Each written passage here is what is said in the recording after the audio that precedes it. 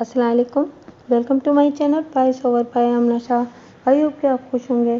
कहानी शुरू करने से पहले आपसे रिक्वेस्ट है कि अगर आपको मेरा कंटेंट पसंद आता है तो प्लीज़ मेरे चैनल को सब्सक्राइब करें। आइए कहानी का आगाज़ करते हैं। माय डियर आइयो, मैंने ठोस अंदाज में कहा।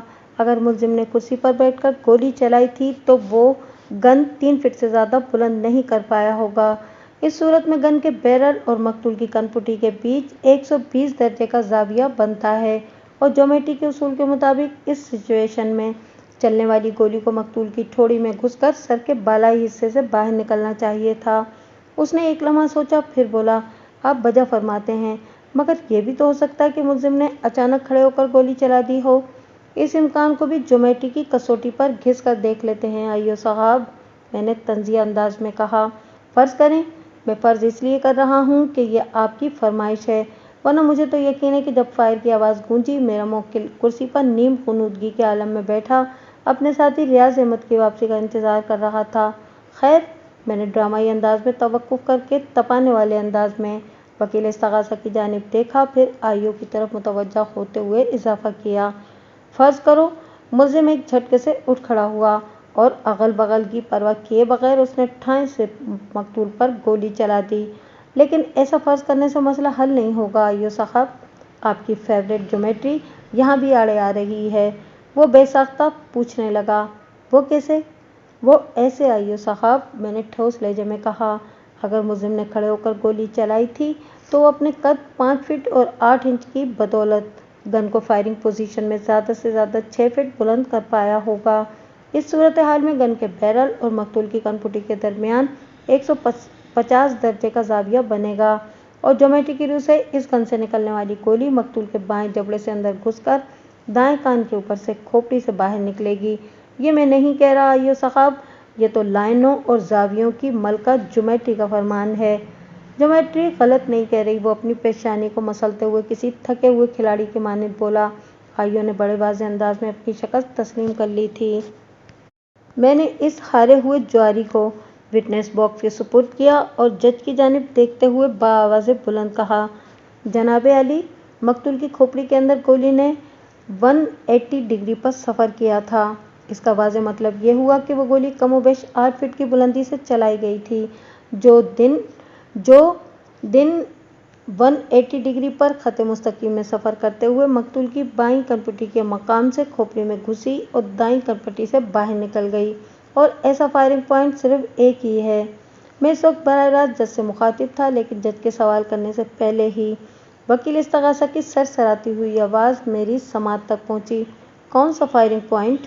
जनाब अली, मैंने वकील सरकार के सवाल को यकसर नज़रअंदाज करते हुए जज से कहा, मेरे मुवक्किल को खामखा किसी गहरी साजिश के तहत इस मर्डर केस में रगेदा जा रहा है। ये बेचारा बेगुनाह और बेकसूर है। अभी मैंने तफ्तीशी अफसर की मदद से मोअज़्ज़िज़ अदालत के सामने साबित किया है कि मेरे मुवक्किल ने कुर्सी पर बैठकर गोली चलाई और न ही खड़े होकर फायर किया।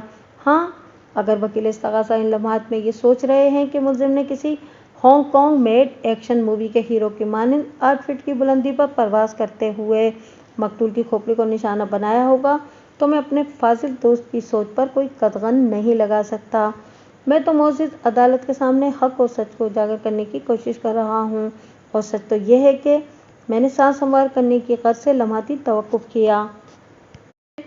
सिलसिलाए दलाइल को आगे बढ़ाते हुए अपनी नामुकम्मल अल्फाज में गिरह लगा दी, और सच तो यह है कि इस्तग़ासा के गवाह मकबूल अहमद ने कुर्सियों की सेकंड लास्ट रो में बैठे हुए अपने अक़ब में गोली चलने की आवाज़ सुनी थी, और मेरे मुवक्किल ने कुर्सियों की लास्ट रो में बैठे हुए अपने पिछवाड़े फायर की आवाज़ समाअत की थी। मतलब ये कि गोली तो अक़ब ही से चलाई गई थी, और वो भी 8 फीट की बुलंदी से, यानी कारखाने की दीवार के ऊपर से। इंटरेस्टिंग। जज की आंखों में मुझे एक जहानत भरी चमक दिखाई दी। What is further more? उसने पुरइश्तियाक लहजे में मुझसे इस्तफ़सार किया। योर ऑनर, मैंने खुद जाकर जाए वक़ुआ का तफसीली मुआयना किया है, मैंने ठहरे हुए लहजे में कहा। मेरा मुवक्किल वक़ुआ की रात कुर्सियों की चौथी यानी आखिरी कतार में बैठा था, और इस कतार के पीछे कारखाने की दीवार है। मैंने इस दीवार की अपने हाथों से पैमाइश की है और इसकी ऊंचाई को पूरे 8 फीट पाया है। मैं पूरे वसूख के साथ कह सकता हूँ कि कातिल जो कोई भी है उसने कारखाने की इसी दीवार के ऊपर से فائر کر کے مقتول ارشاد حسین کو موت کے گھاٹ اتارا ہے اور یقیناً وہ قاتل ہرگز میرا موکل نہیں ہو سکتا۔ تو پھر قاتل کون ہے؟ وکیل استغاثہ کی جھنجھلاہٹ بھری آواز کمرہ عدالت میں گونجی۔ یہ سوال اس نے یقیناً مجھ سے کیا تھا، لیکن میں دانستہ انجان بن گیا اور میں نے تفریح لینے والے انداز میں اس سے پوچھا، میرے فاضل دوست، آپ عدالت سے استفسار کر رہے ہیں یا مجھ سے؟ ظاہر ہے آپ سے۔ وہ انگلی سے میری جانب اشارہ کرتے ہوئے بولا، انکشاف آپ نے کیا ہے تو جواب بھی آپ ہی دیں گے۔ کیا آپ اپنا کام بھی ڈیفینس ہی سے کروائیں گے؟ میں نے چبھنے والے انداز میں کہا، قاتل کو گرفتار کر کے اسے قرار واقعی سزا دلوانا تو استغاثہ کی ذمہ داری ہے۔ میں تو اپنے موکل کے دفاع کے لیے یہاں آیا ہوں اور الحمدللہ میں نے اپنا فرض بطریق احسن ادا کر دیا ہے، لیکن آپ نے چونکہ پہلی بار مجھ سے کچھ مانگا ہے اس لیے میں آپ کو خالی ہاتھ نہیں لوٹاؤں گا۔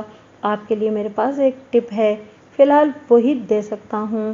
سچی بات یہ ہے کہ میں یہ سارا ناٹک وکیل استغاثہ کی کلاس لینے کے لیے کر رہا تھا، لیکن چونکہ میرا انداز سادگی کی چادر کے اندر لپٹا ہوا تھا اس لیے وہ میری باتوں کو کافی سیریس لے رہا تھا۔ اس نے سوال کیا، کیسی ٹپ؟ میری انٹرپول کے ایک افسر سے یاد اللہ ہے، میں نے سپاٹ لہجے میں کہا۔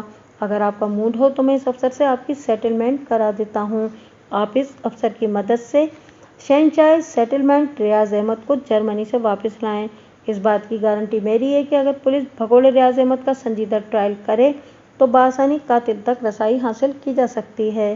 کیا سیریس مذاق وکیل سرکار کی سمجھ میں آیا یا نہیں، اس کے بارے میں وثوق سے کچھ نہیں کہہ سکتا۔ میری اس وضاحت کے جواب میں واپس وہ مجھے گھور کر رہ گیا۔ اس کے ساتھ ہی عدالت کا مخصوص وقت ختم ہو گیا۔ جج نے فیصلے کے لیے 15 دن بعد کی تاریخ دے کر عدالت برخاست کر دی۔ آئندہ پیشی پر بس رسمی سی کارروائی ہوئی۔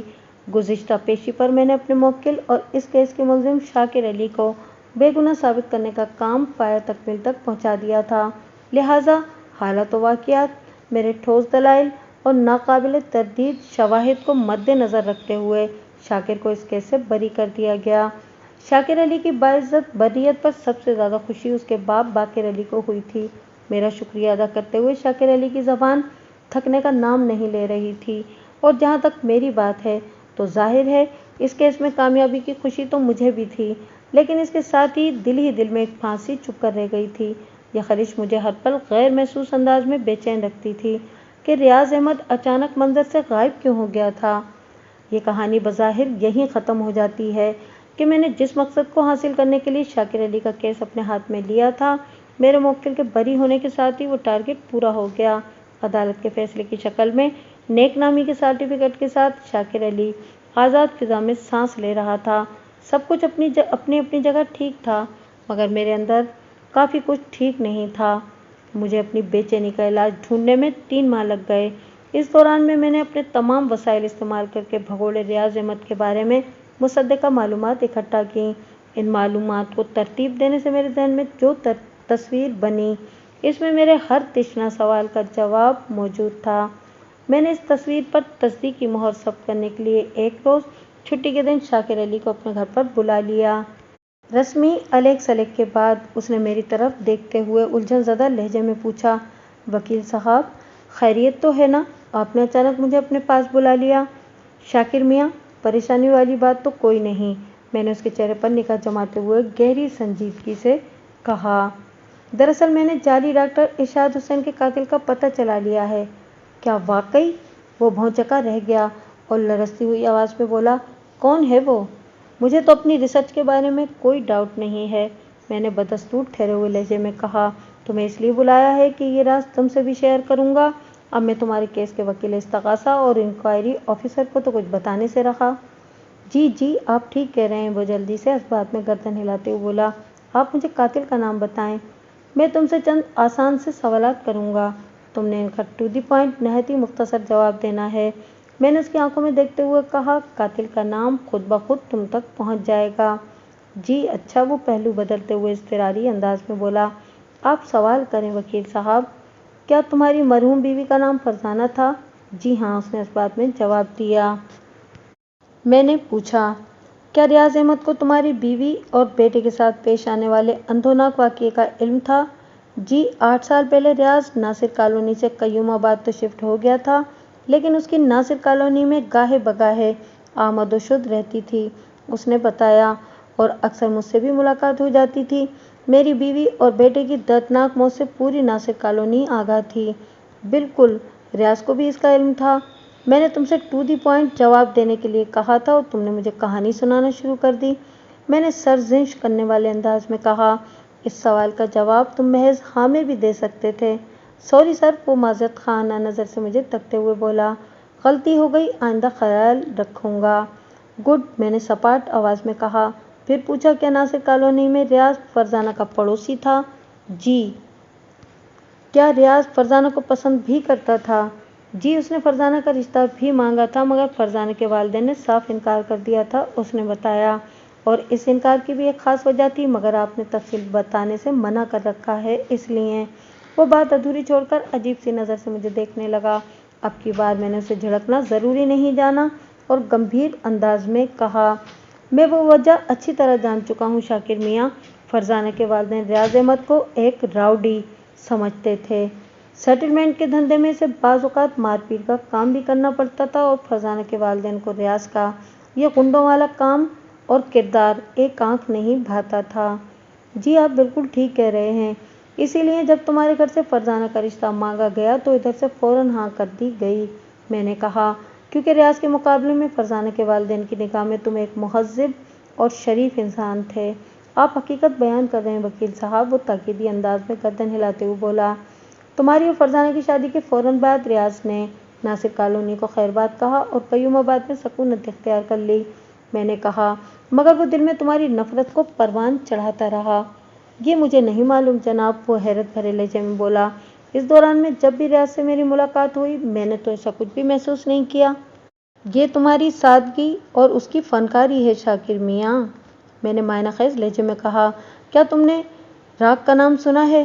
نہیں، وہ نفی میں گردن ہلاتے ہوئے بولا۔ گرم راگ بڑی ظالم شے ہے اور جذبہ انتقام کی خطرناک چنگاری اس کے اندر چھپی رہتی ہے، میں نے پرسوچ انداز میں کہا۔ یہ جس مقام پر بھی بسیرا کر لے اسے تباہ و برباد کر کے رکھ دیتی ہے۔